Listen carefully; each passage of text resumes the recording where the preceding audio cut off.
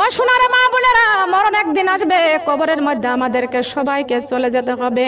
আমরা যেদিন মারা যাবো গো মা, ওই দিন আমাদের লাশটা গোসল করাইবে। কথা বলেন ঠিক না বেটিং? মুর্দার লাশটা গোসল করাইয়া দিবেন, প্রতিবেশীরা গোসল করাইয়া সুন্দর করে বাজার থেকে সাদা কাফনটা আনিয়া ওই কাফনটা পরাইয়া দিবে।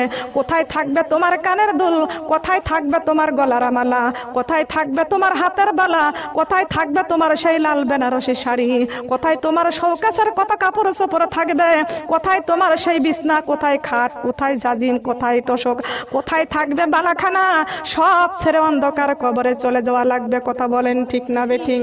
ও আমার মা বোনেরা, যেই দেহে কোরআন নাই ওই দেহের কোনো দাম নাই, যেই দেহের মধ্যে নামাজ নাই, ইসলাম নাই, ওই দেহের মধ্যে কোনো দাম নাই।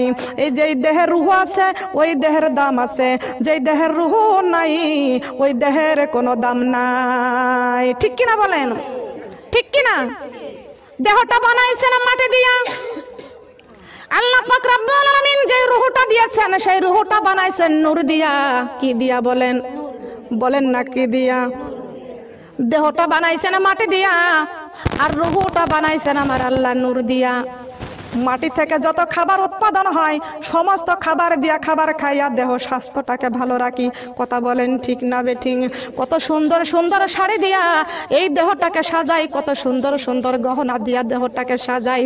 যেই রূহ সারা দেহের কোনো দাম নাই, ওই দেহটা সাজাইয়া এত লাভটা কি গো মা? কিন্তু আমাদের সাজাইতে হবে রূহকে। ঠিক কিনা বলেন? সাজাইতে হবে কাকে? দেহর তো খাবার দিয়ে কি করবেন গো মা? দেহটাকে খাবার দেন, দেহটাকে সাজান, কিন্তু খাবার দিতে হবে হলো রুহুর। রুহুর খাবার দিতে হবে। এই দেহের খাবারটা হলো জমিন থেকে যা খাবার উৎপাদন হবে তা আপনি খেতে দিবেন দেহকে। আর আল্লাহ পাক রব্বুল আলামিন বলেছেন, আমি আল্লাহ পাক রব্বুল আলামিন রুহুটাকে বানাইছি নূর দিয়া। এই রুহুর খোরাকটা হলো তেলাওয়াতে কুরআন। সুবহানাল্লাহ বলবেন না? তেলাওয়াতে কুরআন তেলাওয়াত করবেন, রুহুকে খাবার দিবেন। বলেন সুবহানাল্লাহ। কই আপনি তো রুহুকে খাবার দেন না? রুহুর খাবারের জন্য তো কখনো চিন্তা করেন না? যেই দেহের রুহু ছাড়া দেহের কোনো দাম নাই, দেহের কোনো মূল্য নাই, আছে নাকি বলেন? আছে নাকি?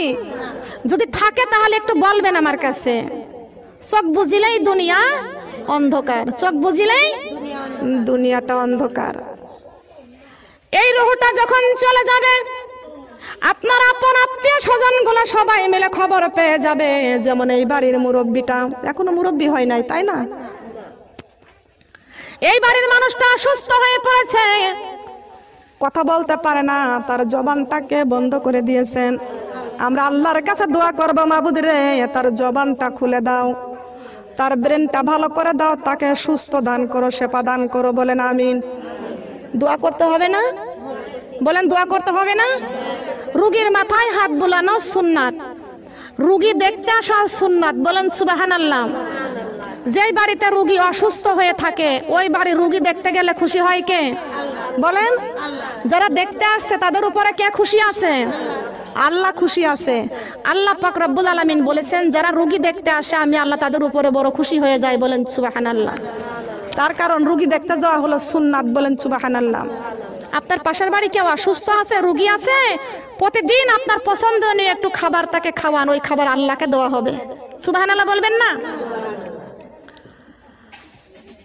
আপনার পাশের বাড়ি একটা রোগী আছে, ওই রোগীকে একটু খেদমত করবেন, ওই খেদমত করা হবে আল্লাহকে। সুবহানাল্লাহ বলেন। কিন্তু সোনারে মা বোনরা খেয়াল করুন, একজন মানুষ যখন মারা যায়, মুমূর্ষ হয়ে যায়, রুহটা যখন চলে যায়, লাশ হয়ে পড়ে থাকে, আপন আত্মীয় স্বজন গুলো তার পাশে আসে। কথা বলেন ঠিক কিনা? খবর পাইয়ে আসবে আত্মীয় স্বজন,